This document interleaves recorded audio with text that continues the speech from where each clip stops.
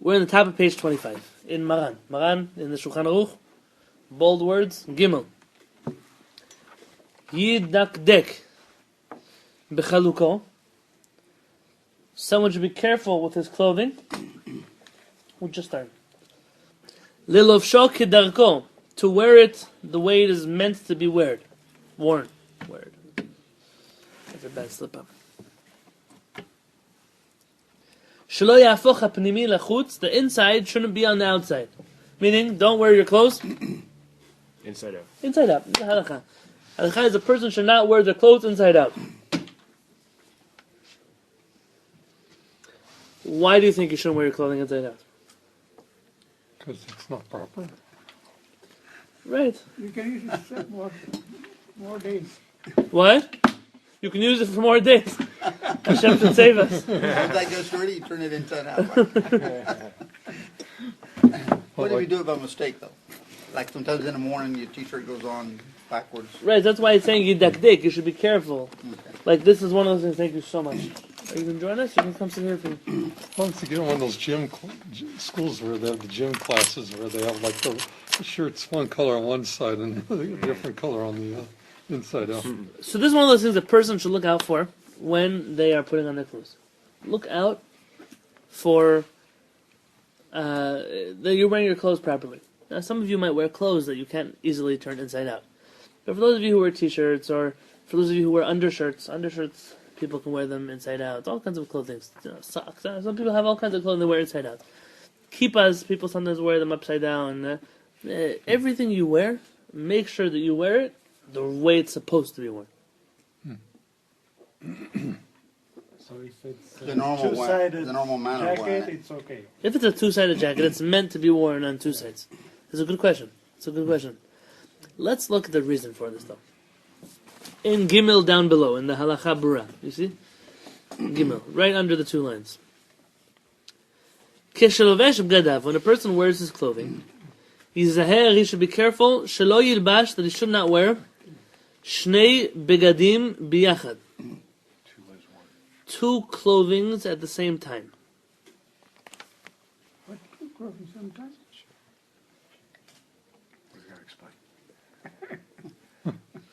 There are two different understandings of what this means. It could either mean don't wear two shirts of the same thing. Don't wear two button-down shirts, one on top of the other. More practically means what I understand from the halachot. A person, sometimes a person could do something. Trust me that guys do this. I saw them in the yeshiva do it all the time. Let's say you're wearing a polo shirt, and you're wearing your tzitzit, and you're wearing an undershirt. Yeah. So some people, they'll take off their entire 3 layers at once. And then they'll put it on a chair. In the morning, they'll come back and put all 3 layers on back at the same time. People do that. Yeah. Says Chacham David Yosef, you shouldn't do that. You shouldn't do that. V'yesh omrim, and some say, shetzarich lizaher, that a person should be careful. Gam also, shelo libosh, not to wear, two, Kova'im, hats, biyachad, together, ze betoch ze, one inside of the other. That's a big custom in these days. But I think I skipped something, no? You skipped the line at the top. So why didn't anyone stop me? I was trying to figure out what you were. Oh, let's go back. I thought I was maybe a little bit... Keshelovesh b'gadav, when a person wears his clothing, yizaher, he should be careful, shelo yilbash, that you should not wear, two begadim, clothing, biyachad. Here it seems to be more that he's referring to not getting dressed with 2 pieces of clothing. Don't wear 2 shirts. Don't wear 2 jackets. Don't wear, 2 pairs of underwear. Don't wear 2 pairs of socks. Well, second, I'll tell you why. Mipnei, because shehadavar, this thing, mevi, brings a person lidei to kach sheshakech talmudo, to forgetting his learning. His source is in Zayin Shaar Kavanot of the Arizal, Pri Eitz Chaim as well of the Arizal, and the Magen Avram, and the Shaar Kavanot as well as the Kaf HaChaim explain the reasoning for this. I just bought a set of Kaf HaChaim the other day, so I can look it up finally. Wazal Hashem. According to the Mekubalim, wearing two articles of clothing that are the same, brings a person to forget their learning. There are a number of things throughout our rabbis' writings that say if you do this, it will cause you to forget your learning. Forgetting a person's learning is considered a very big deal. If you learn some Torah and you forgot it, it's considered very problematic. What it means is that it didn't really stick the first time. We're not talking about a person who's working very hard to understand something he's not understanding it. We're talking about a person who, learned something once and says, I never learned it again. He doesn't want to deal with it. We don't want to do anything that can bring us to forgetting our learning. V'yesh omrim, and some say, shetzarich lizaher, you should be careful, gam also, shelo lilbosh, not to wear shnei kovayim, two hats, biyachad, together, ze, this one, betoch, inside of, ze, this one. A person shouldn't wear two hats, one inside of the other hat. Some say this, not everyone, some say. V'lachen, and therefore, tov, it's good, shelo yaniach ha-kippah, a person should not put his kippah, she'al rosho, on his head, betoch ha-kova, inside of his hat. V'il bashem biyachad al harosh, and wear them together on his head at the same time. Or I can run like this. Sorry, Eli. From now on.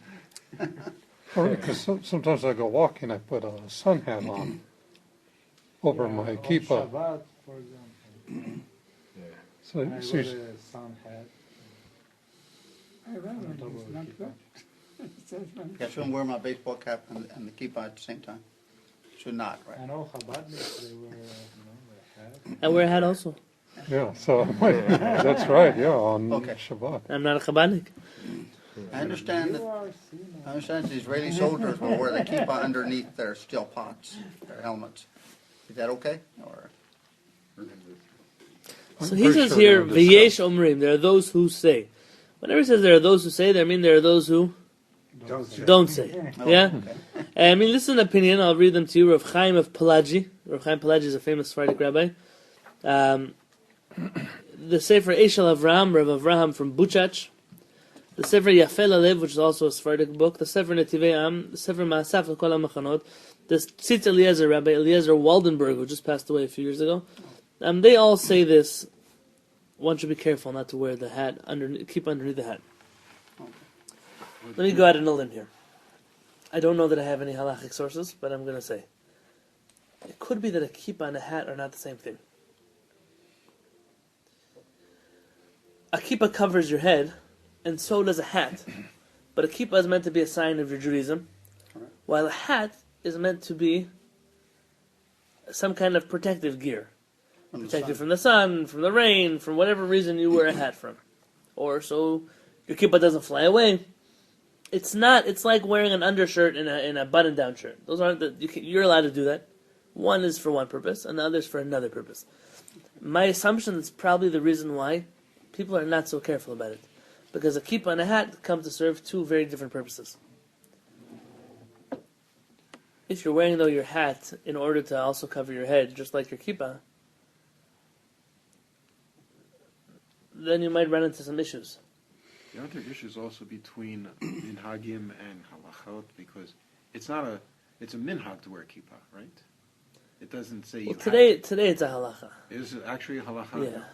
'Cause And there are some things Jews have that been become halachot. I wrote an article about this. It's like 6 pages in Hebrew, though. So somebody once told me I should translate it. I'll translate it one day. We'll get there. But there are a few reasons for kippot, and some of those reasons apply stronger today than they used to, and those have put it in the category of a halakha.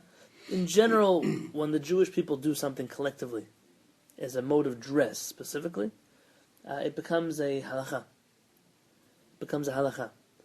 It's an interesting topic, and there are many people who've written essays about it. So what? Black hats are halakha? No, because the whole Jewish people doesn't wear it. But kippahs are something the Jewish people now wear. But this does give you the argument for people who say, well, you can't daven unless you have two hats. I mean, there are people who also hold very strictly on that, Like if you're wearing kippah, they'll come and put an extra hat on your head if you want to say to There's no, that they say it's from that result. Yes. There's no source for it. I've looked for it since I started wearing a hat. I was 13 when I started wearing a hat. I have not yet found a source. Not one. I have a double head covering. I know what there is a source for a double head covering. It says that a Torah scholar should always wear another rabbinic hat above his kippah, which is why you'll notice Rav Kaduri wore a special red and black hat, or Rav Ovadia Yosef wore a special turban, or why rabbis in Europe developed the custom to wear certain hats on top of their kippot, where the laymen didn't wear hats. They just wore kippot. It's the reason why in Morocco, only rabbis covered their heads with talitot. Nobody else. Because that was considered the extra covering that the rabbi was supposed to wear, and afuch, other people were not allowed to cover their head with their talitot. That's why in Ashkenazi communities, even those who wear talit before the bar mitzvah, only begin to cover their head with the talit when? Do you know this? When they're married. No, when they're married. Because once you're married, you're already considered more of a chashuv person. It's interesting, but double head covering in order to pray, to the point where I've seen people wear two kippahs on top of each other, or wear a kippah on top of their baseball hat, or like things like that. You stand in front of Hashem and you look like a clown. Double head covering. So now I'm going to put on a kippah on top of a kippah. I see people do this. They come in, they don't wear their hat, so they take a plastic kippah from the front and put it on top of their kippah. That's how you would stand in front of the prime minister. That's how you would stand in front of an important person. So in front of Hashem, you're willing to look like a clown for what? For what? But you have to be careful. You have to be careful on certain things. You know, like, how do I look when I stand in front of Hashem? My rabbi brings this in one of his books that he wrote when he was much younger. My rabbi's writings from when he's younger are very different than his writings from when he was older. When he was younger, he was a little bit more, you would call it mainstream. A lot of things he wrote because that's what everyone else was writing, or that's what he needed to write in order to first gain publicity. I'm not afraid to say it on speaker. You don't break away too soon, too fast. You first gain tenure, so to speak, and then you can say what it is you need to say. And essentially that's what he did. And I noticed that he writes in his book not to wear a kippah underneath your black hat. And practically when he puts on his hat, he takes off his kippah and puts it in his pocket. And right when he takes off his hat, he does this switch. Yeah? But he never wears the kippah and the hat at the same time. Never. So I came to ask him, Rabbi, should I also not wear my kippah and my hat? Nah, who needs to do that? So meaning, it's one of those things that the hat and the kippah doesn't seem to be the end of the world. You don't have to differentiate. Maybe Talmidei Chamim, somebody who was really worried about forgetting their learning. I personally on Shabbat don't, but I do something interesting. I don't know if I made it up or it's something else. I put my kippah a little bit out of my hat. I put my hat here, and my kippah sticks out from the back a little bit. That way, they're doing two different things on my head. And when I try, as much as possible, I don't wear my hat. If anyone ever notices, my hat normally sits on the table more than it sits on my head. Because I don't like hats. I don't know that they add so much.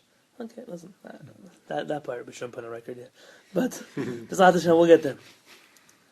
Like someone goes to yeshiva, they need to wear hats, that's what everyone else wears. It's a good thing. It's a good thing to look uniform. But it's become a thing today that if you don't wear a hat, it says something about your level of religiosity. And it's such absurdity. It's not even normal. So the hats may do something good, but they also don't need to be, oh, he's a black hatter. Ever heard someone tell you that? What does that mean, he's a black hatter? And this guy wears a white hat, so he's not so religious anymore? We don't have any white hat here. What? I have not seen white. You've never seen a white hat? You should come to my minyan sometimes. Yeah, we got all colored hats. They all wear white hats. Yeah, Sure, clips of breastline. white beanies. And not white The beanies. Kabbalists in Yerushalayim, they wear white, black hats, but they're white. They're black white hats. White black hats, I guess. How can it be two black? Black, white, white? No, it's the same hat we wear, but it's white. White like this. And the strimals are also white. I've seen I've never seen I told my wife I want a strimal. So when you write your second book, I'll get you a white strimal. white. So she doesn't remember this, but I already wrote the first one. So God willing, when I get the white strimal, I'll add it to my Yom Kippur collection with my white robe. So Our Kollel wears the greatest of hats. it says, "V'hanizhar," and one who's careful. Gam also kesheposhet, when he takes off bigadav, his clothing. If one is careful when he removes his clothing, Shelo yifshot, that he should not take off shnei bgadim, 2 articles of clothing ke'echad at one time. Tava alav bracha, he should receive a blessing for that.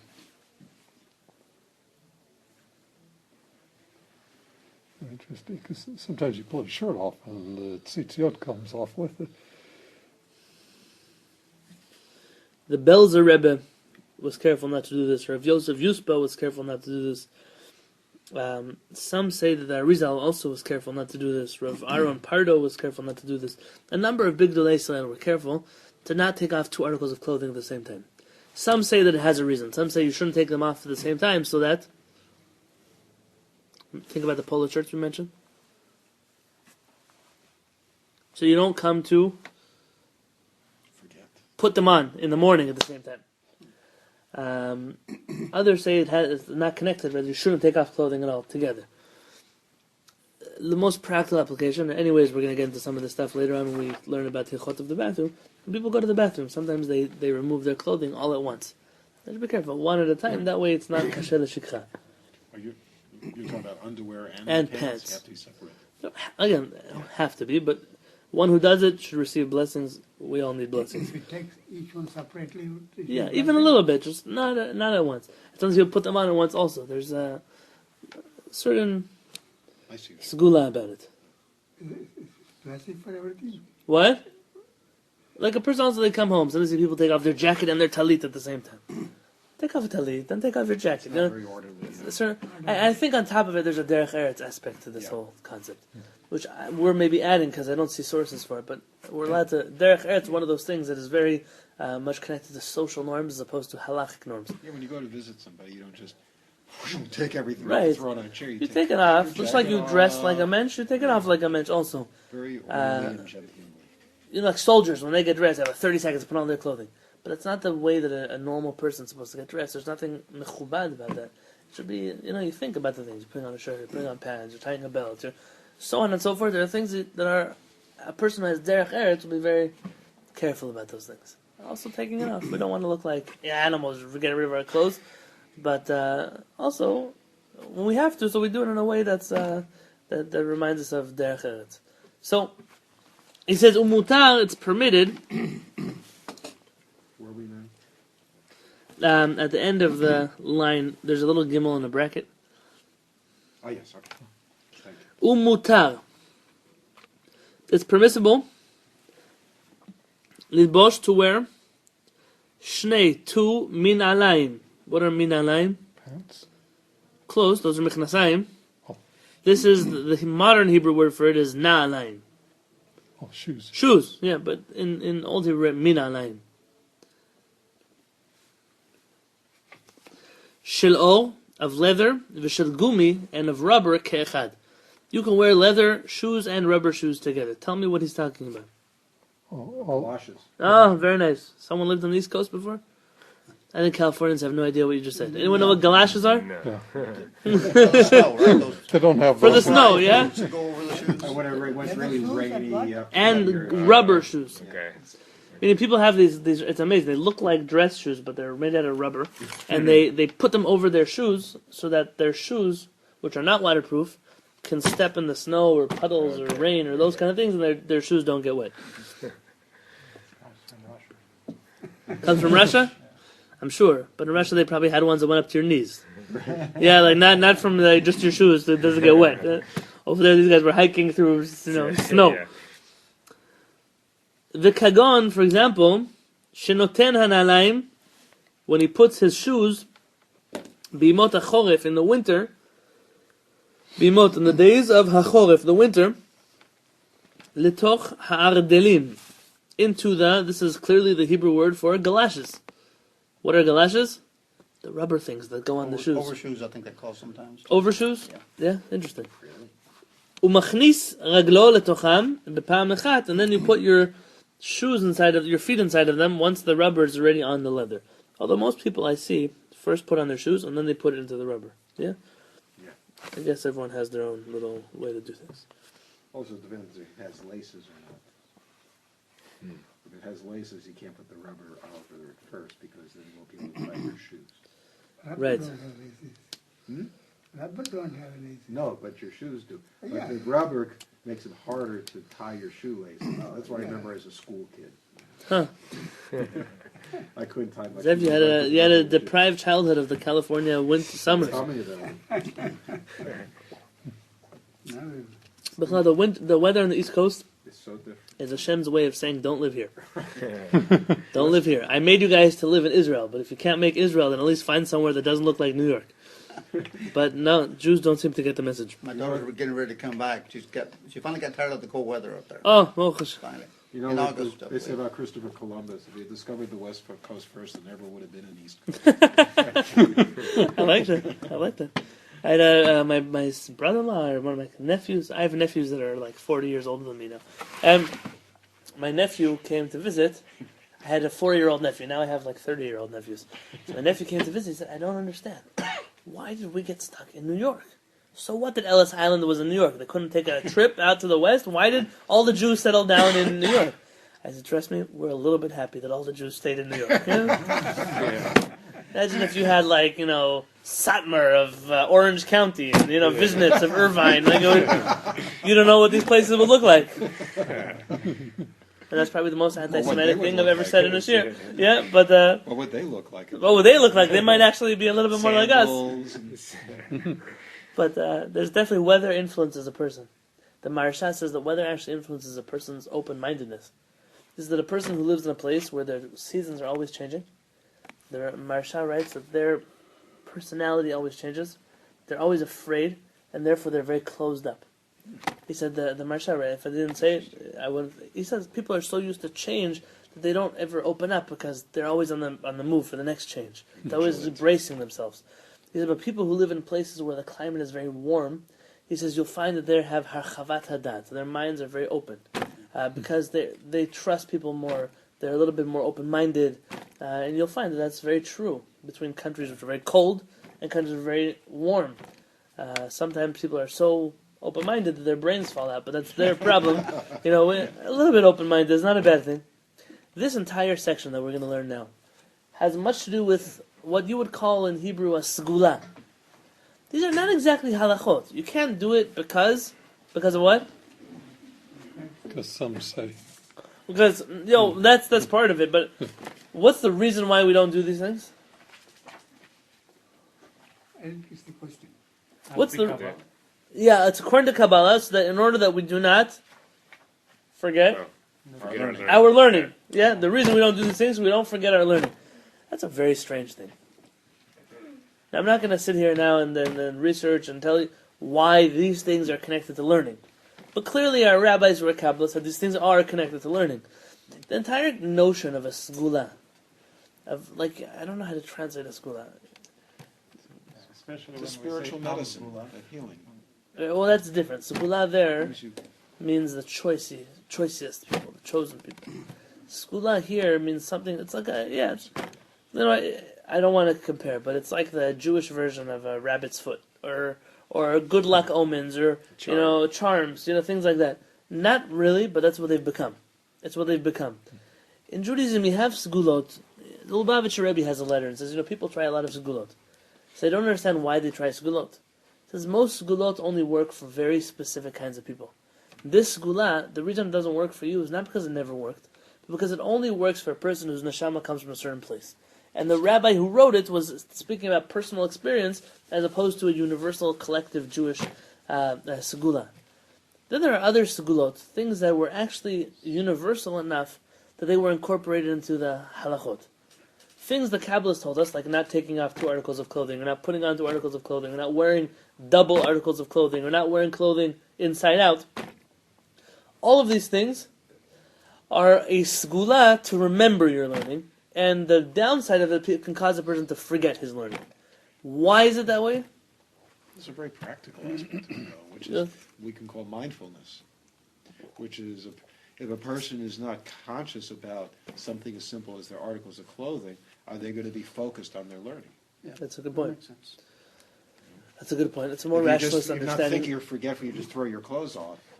It's like, where's your mind going to be? Are you automatically going to focus it on a sefer?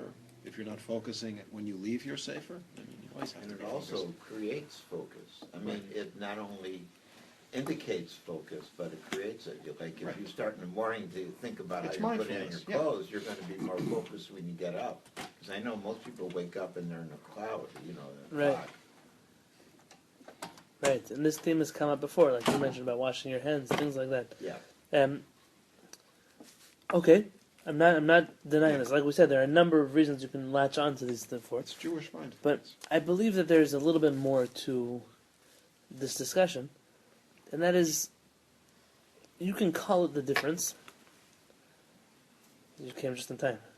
The difference between Sephardic Kabbalah and Ashkenazi Kabbalah. It might sound funny. It's not so funny.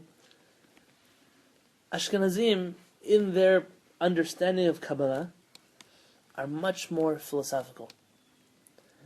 Their Kabbalah has meaning behind it, the reason why this is like that, and the way they do things. And their Kabbalah brought about forms of Judaism like the Hasidic movement, who took very Kabbalistic ideas and translated them into practical life examples. It led to thinkers like Rav Tzadok HaKohen from Lublin, and writers like Harav Kook, and people who viewed very Kabbalistic terms as very practical or very philosophical understandings to life. You'll find the exact opposite by the Sephardic Mekubalim. So much so that the Ashkenazi Mekubalim almost consider the Sephardic Mekubalim the Karaites of Kabbalah. And the Sephardic Mekubalim consider the Ashkenazim like the Pharisees or the rabbis or the extrapolators of ideas that never existed in Kabbalah. According to most Sephardic Mekubalim, and I don't understand anything about Kabbalah, but from what I do understand about them, Kabbalah is the science of the way the world works. Shemona Esrei is in the world of Atzilut. And your Tefillin Shorosh is in the world of Atzilut. And therefore, only when you pray Shemona Esrei are you permitted to kiss the Tefillin Shorosh. And therefore, Kabbalists like the Ben Ish Chai say that those Ashkenazim who kiss their Tefillin Shorosh during the blessings of Shema, not Shema, because that's already to remind you of something, but in the blessings of Shema, Yotzer Or, Uvorech Choshech, he says they are nothing but burim, nothing but ignoramuses. Yeah, he says, Kabbalah says that only you can touch your tefillin when you're in the world of Atzilut. It's a science. This is the way it works. You don't like it, that's your problem. But this wire has to plug into this place or else it doesn't work. It could cause an explosion. You change around this to over there, then you messed up the balance of the worlds. Like we mentioned, remember when we were talking about skipping tefillot? And the Kabbalah said, don't do, if you skip them, don't say them later. Because when you say them later, now you've taken those pipes and moved them to over there, and now you're creating catastrophes in the world. You didn't find so much the Ashkenazi Kabbalah saying that. Because for them, pipes, shefa, divine nourishment, those aren't exactly sciences as much as they are an understanding of how you approach Judaism. Did you ever hear of Rav Chaim Zimmerman? No. He wrote a book called Science and Torah, Science and Kabbalah. Many years ago, he was more like a Sephardi. He was pretty much rejected by the Ashkenazim because he said that Zimmerman. Yeah. He said that the sod should be translated as just the code. It's like the software code for what's It revealed. seems to be the way the Sephardim and understood that's a very Kabbalah. scientific approach to Kabbalah. And you should know this even exists today in Yerushalayim. I was by the Kabbalist yeshiva there. And Sefer Mekubalim. Yeshiva and Mekubalim, but I used to go there a lot to pray there. Wow. So the Rosh Yeshiva there, I once had the chance to sit with him and to speak with him. And he was very proud of their approach to Kabbalah, which is very smart. Which is, they learn this, they read this, they say this, that's how it works. And I was speaking to another Mekubal at a different time, and I mentioned to him that I go to that yeshiva sometimes. He said, those guys don't know anything about Kabbalah. They think they know Kabbalah, but they don't know anything about Kabbalah. And it was interesting, because it's two very different approaches to Kabbalah. It's the reason why by Sephardim, it's no big deal if little kids are reading Zohar at the Shabbat table. There's no big deal if people are reading Zohar and Motzei Shabbat in the synagogue. we're not so afraid of the Kabbalah because chances are we don't understand it anyways. It's the Ashkenazi Mekubalim who, after being burnt by Shabtai Tzvi and what practical Kabbalah can do to you, felt that, listen, these Kabbalistic ideas are very dangerous. People start to think that everything is a part of God, God is made up of things, and maybe they can get very carried away by the philosophy behind the Kabbalah. And it's why in those countries the study of Kabbalah with 40, big Talmid Chacham, married, whatever things they put into play. But the Sephardim, Kabbalah, don't worry, you can read it all you want, you don't understand anything anyways. So much so, the Sephardic poskim say that those of you who don't understand Zohar, and you read Zohar, don't get any mitzvahs for learning Torah. Because you don't understand it. I don't understand it, so you shouldn't read it. But it wasn't as dangerous, because it wasn't as philosophical. And I've thought about this, I've thought about writing about it a little bit more, researching a little bit more first. But from my speaking with different Mekubalim in different areas of Judaism, it seems to be that pretty much is the dividing line between two different camps of Kabbalah. You will find Sephardim on one side of this and Ashkenazim on the other side. Again, it's not a ethnic split, more of a split on the Torah scholars who taught Kabbalah and the way they taught Kabbalah. It's why you'll find Ashkenazi Mekubalim who don't mind doing things that are against Kabbalah, because that's not what the Kabbalah means to them. The Kabbalah is a philosophy, a way of life, not a practical guidebook as to how to do Kiddush or how to... Whereas the Sephardim look at it the opposite. Don't think so much about this. This is the way it works. That works like this. And if you mess it up, you're going to mess it up for all of us. And the reason we do things is because that's what it says in the Kabbalah. And I can imagine that in these halachot you'll find the same discussion as well. And listen, between Mekubalim, I don't stick my head between anybody in general, but between two different camps of Kabbalists, we could take our head out of there. I try Also, to his books because he says that anyone who says that the Kabbalah is mystical or metaphysical is making a huge mistake. right. It is Well, actually real, and it affects our world. Sometimes this is a fundamental difference between the Kabbalists of Sfarad, and I'm including in there the Arizal, Rav Chaim Vital, the Ramak, Rav Moshe Cordovero. I'm including in the camp the Ben Ish Chai, the Rav Chaim Palagi, Rabbi Chaim Sofer, the Kaf Chaim, all those Kabbalists, Rav Yehuda Fataya, so on and so forth, Mordechai Eliyahu. These rabbis all viewed Kabbalah as a science. It was very, very scientific. It's equations that you plug things into. The Kabbalists of Ashkenaz, including here, the Baal Shem Tov, all the Hasidic rabbis that you've heard of before. I'm talking about Rav Kook, Rav Tzedek HaKohen, the Maharal of Prague. These Kabbalists saw Kabbalah as something very different. And I don't think that either of them are right or wrong. They're just talking about two very different sides of the same Kabbalah. But again, so this would go more, these things, into the style of the Mekubalim who hold this as a science. We don't do these things. Why does it make you forget your learning? One day you'll get to that place in your life where you're understanding the Eitz Chaim of the Ariya Kadosh. But until then, you should know that just don't do it because it's going to cause you to forget your learning. Did you include Ramai with the Sephardic name? The Ramak. Oh, Ramak. Yeah, Ramak, Rav Moshe Cordovero. The lights here go off on their own. They have a life of their own. It happened on Shabbat already. Right. Yeah. The Ramah was also involved, but not. He doesn't come down in the line of Kabbalists. He's like Rav Yosef Karo learned Kabbalah, but we don't consider him to be an authority in Kabbalah, more in halachot. Everyone had their forte. Yeah. Let's maybe do another halacha.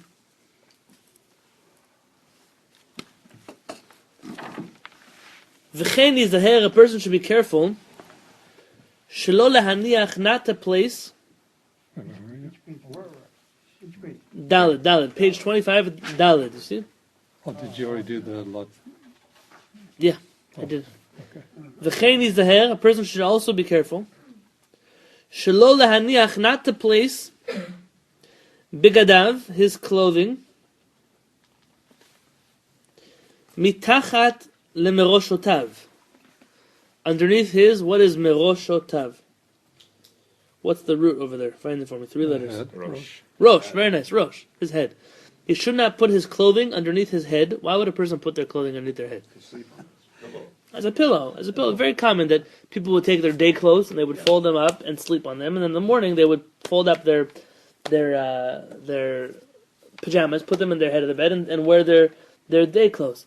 very often I still see people do this. They take their pajamas and fold them up and put them under their pillow or on top of their pillow, and then somebody take a nap during the day, they'll put their head down on it. I've seen it, at least in places I've been. You do that? What? Who does that? I've never done it. They do it. They do it in Mexico. Yeah? Yeah, They put their pajamas under their pillow? yeah. Yeah, I've seen people. It's not, I didn't make it up. And I've always taken my clothes off one article at a time. Interesting. I've always done it. Interesting. And then put it under the pillow. No, I never did that. I never did It says v'yishan alehem and then sleep on them. I mean, a person should not do this and then sleep on them. Mipnei, because sha'af davar zeh, also this thing, gorem lekach, causes that shemshakach talmudo, that he will forget his learning. Notice here, this source though is from somewhere else. This source is from the Talmud and Tractate Horayot. This is a Talmudic teaching about not putting your clothing underneath your head. And therefore you'll find the poskim are very careful about this, as opposed to the kippah and the hat and those things. They're very careful about not putting clothing underneath your pillow, or underneath your head as a pillow. And the reason was because you'll forget. It causes you to forget your learning. No? Very keep your cup. What? Very keep your cup. My kippah? Yeah. When you're sleeping. I sleep with it. Okay. But if I'm not sleeping with it, sometimes it goes on my nightstand. On the, So, if I could shower with my kippah too, I'd shower with it also. I just can't. Yeah.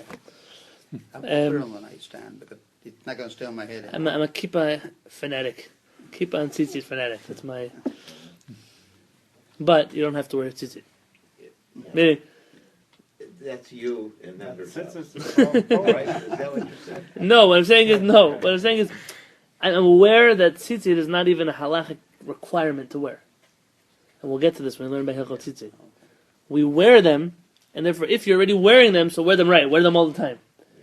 But I'm aware that I would never judge someone as being not religious if they didn't sleep with their tzitzit, or they didn't, walk around with their tzitzit when they were hot. And that's, by the way, the attitude of I'm on record over here. My sister-in-law called up yesterday, my wife. She read my book. Yeah. Yeah. You can imagine how that went over. And she had complaints. What do you mean? That it's just a minhag and it's just history and da-da-da-da. Okay, and then after she's not going to talk to me, so she gave my brother-in-law the phone. He should scream at me. So he speaks to me on the phone. I said, I want you to know, this is exactly why I said what I said. Because this is exactly why I said the things that I said. Because it's one thing if you consider it to be a custom, and you know it's a custom, and you don't look down on the people who don't follow your custom. But it's another thing if you already believe in this custom so much that you're willing to scream at me on the phone for why I don't follow the custom. That's exactly why I wrote that it's not a custom. And that's the problem. The problem is people can do whatever they want. People, if they want on Pesach to only eat egg salad and gefilte fish, good for them. But once they say that I also have to do it and you have to do it, and those of you who also eat coleslaw are not Jewish and they're not religious and we can't eat it at your house, so I'm giving an example. It's Are you not giving true. a heter for Tums then for those people that eat egg salad and? Well, no, so I mean, you have to know. You have to know what's not. It's a good way to You know lose what's weight. not crazy. Yeah. If you, for example, don't eat rice on Pesach, you're allowed to. No, there's no mitzvah to eat rice on Pesach, even if you're Sephardic. You don't have to. Especially those of us who the whole year we don't eat rice. Yeah. So you don't have a mitzvah now to eat rice. But if your kid is going to come to my Pesach Seder, oh my gosh, Rabbi Yoni did eat something not kosher on Pesach, then that means that you're training your kid wrong. Your kid should know that you're allowed to eat rice on Pesach, and just we don't. That's what a minhag is. A minhag is something that you do that you don't require other people to do. Makes you more And today it's the exact opposite. That if a minhag is something you better do, the halachot, it's like there's a temple here in San Diego. They don't keep kosher for Pesach. They eat chametz on Pesach. That's not a chidush, you should know they eat pig the whole year. Chametz is not the end of the world. But they don't eat gebracht. Oh, come Meaning they don't put their bread in soup on Pesach. Yeah? No, they don't put their matzah in soup on Pesach. They won't eat rice, but they'll have cookies. Because it's a minhag. What kind of group is that? Not Orthodox, don't worry. What do you call them? Yeah, it's movement. Let's give Temple. too much away. Temple. I called it a temple. Okay. Why am I telling you this? Because what really stays by people, what really stays are their customs. There's a famous letter from Rabbi Yehuda HaChassid. You may know, it's the will of Rabbi Yehuda HaChassid. Now, nobody's really sure that he even wrote it. Nobody even sure that it's his will. Those who say it's his will say that he only wrote it for his children. Some people say he wrote it for the whole world. There are things in that letter that directly dispute things that are written in the Talmud, which is why nobody thinks he actually wrote it. But in the Jewish community, it's gained a lot of popularity. Not to marry two sisters, not to marry somebody with the same name as your mother or father. If they do, then first name. Then they'll die young. So much so that, Rabbi's wife, yeah. husband is nation, father is nation. Wait, the Rebbe's wife. Husband name is nation. And Oh no, not last name. The first name. Meaning if her name was Chaya Mushka, and his mother's name was Chaya Mushka, he shouldn't marry her. Yeah? Now, you should know, Rav Moshe Feinstein's son-in-law is Rav Moshe Tendler. You know this? So Rav Moshe wasn't worried about it. But Rav Moshe Feinstein's son-in-law was Rav Moshe David Tendler. So he had another name. How do I know this? There was a boy who was studying with me in yeshiva for a while, and he was dating, and he wouldn't date anybody with the same name as his mother. And there was a really good shidduch, kept coming up 3 or 4 times from different people. He wouldn't, to this day, he's single, hasn't dated her. I would say, I don't understand. You don't. So what was the problem? That they hold that if you can't date somebody with the same name as your mother or father, first name, if you use their middle name with their first name, then it's okay. It's already a different name. The problem was she had such a horrendous middle name that he didn't want to use it and she didn't want to use it. You know those parents, they scar their children for life. Like let's say her first name was Sarah, and his mother's name is Sarah. So Sarah is okay. She's called Sarah, but her middle name is Genendel, and he doesn't want to call his wife Sarah Genendel. He doesn't want to do it. So they decided not to date. At least it wasn't They legal. decided not to date. I'm not making a mockery of it. Meaning we do. Rav Ovadia Yosef took this letter seriously. But there's a limit to how far you take this letter. There's a limit. So I once had a rabbi, he said, if only the Jewish people if only Rabbi Yehuda Chassid would have written the 10 Commandments inside of his letter, maybe people would keep those also. Right? People are so careful about the details that the halachot that everyone's supposed to keep, they don't keep. As this comes with also with these things. Of course it's great to not do this and not do that, but it shouldn't come from a place of, so the people who don't do this are less religious than me. I sleep with a kippah. But if someone asks me, do I need to sleep with a kippah? The answer is no, you don't. So how can you sleep with a kippah? I don't have to do everything. I can do more. Part of doing more, though, is not thinking that it's better. More is not better. More is just different. But why do you think it's more? Well, it just. We'll get there. But we'll get there. We'll get there. It's a good question. It's more. We'll get there. Again, For some it may be more. For some it is not more. well, it's mindfulness. If you're thinking all the time you want to have your head covered, it's like So let's say that I'm wearing a kippah to sleep. So I get, let's say, half a point of extra credit. Let's pretend Hashem works like that. But then the other guy, my roommate in yeshiva, who didn't sleep with a kippah on his head, that guy's barely Jewish. Yeah? So what am I going to say about that? Not only did I lose my half a point, I'm now negative 10. So I didn't gain anything by my extra half a point. I only lost now, 10 points. So what does that help me? That's the definition of a custom. Don't do a custom to be extra. Good for you. But don't look down on other people because of that. So let's finish this section here. V'im manichim, and if you place your clothing tachat hakarit, underneath the pillow, v'yashen el hakarit, and you sleep on the pillow, ein lachush b'zeh, there's nothing to worry about then. It's under a real. And so long as it's not your pillow, but it's under your pillow, then you don't have to worry about it. Yeah? If it's on top of your pillow, then you're sleeping on it. But if it's under your pillow, it's okay. Now the Mishnah Berurah says it could be okay. Chacham Avadi already pushed one step further and made it. Of course, it's okay, because again, this is not grounded in somewhere that we really fully appreciate or comprehend. So we'll take it, we'll understand it. The Gemara is the one who mentions not to do this, but there's a limit to how far we'll take it. What about in a situation like, if God forbid someone gets stuck in Heathrow Airport for a few days, which happens quite a bit, and they want to rest and they have to put something under their head? Can they use their clothing or do they have to use a backpack or something? Or jacket or whatever. So again, these are not Absolute. These are suggestions, and they're good suggestions. I mean, if the Gemara tells you something's a good suggestion, you take the Gemara's word that it's a good suggestion. Someone once told me, "Oh, Rabbi, but the Gemara only says it's not suggested." If the Rabbi said it's not suggested, then don't do it. Why do you have just because it's not suggested? So this is one of the things. You're stuck in Heathrow Airport. The last thing you're concerned about right now is you might forget what you learned in Kollel last night. Maybe you're more worried about I need to sleep or else I'm stuck here for 3 days. And there obviously is a level of priorities that a person has to find. Is there another halakha? The idea is that by touching physically your head with the clothes, that adds an added thing. It's not just. It seems to be under the pillow. sleeping on it. Pardon? When a person sleeps, they become tameh. They become impure. Right. And when they become impure, the things that are touching them become impure as well. Okay. And especially the things we sleep on top of. We're going to see later on that we don't put food underneath our bed. Food underneath a person's bed is actually not allowed to be eaten the next day. Under the bed? Under the bed. Now, if today the reasoning doesn't apply for that and so on and so forth, we'll get to those things as well. But there are a lot of things that have to do with sleeping on top of things. It's not always the best idea. There's understanding. What does it mean? Ruach Ra, an impure spirit. What is that? Okay, we'll get to there. B'ezrat Hashem, we'll have enough kollel together. But for right now, we're going to stop. We're going to break up at the chavrutot. Let's review what it is that we learned. This is nothing neither here nor there, but I'm just thinking, what about a tooth that comes out for a kid and you put it under the pillow?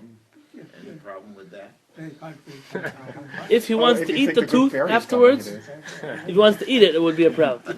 Okay, so then it shouldn't be a problem. Shouldn't be a problem. Fairy is a lotus or right. That's a different problem, right? And the fact that you're going to be the one losing $1. Wasn't it great those days you could get rid of your kids with $1?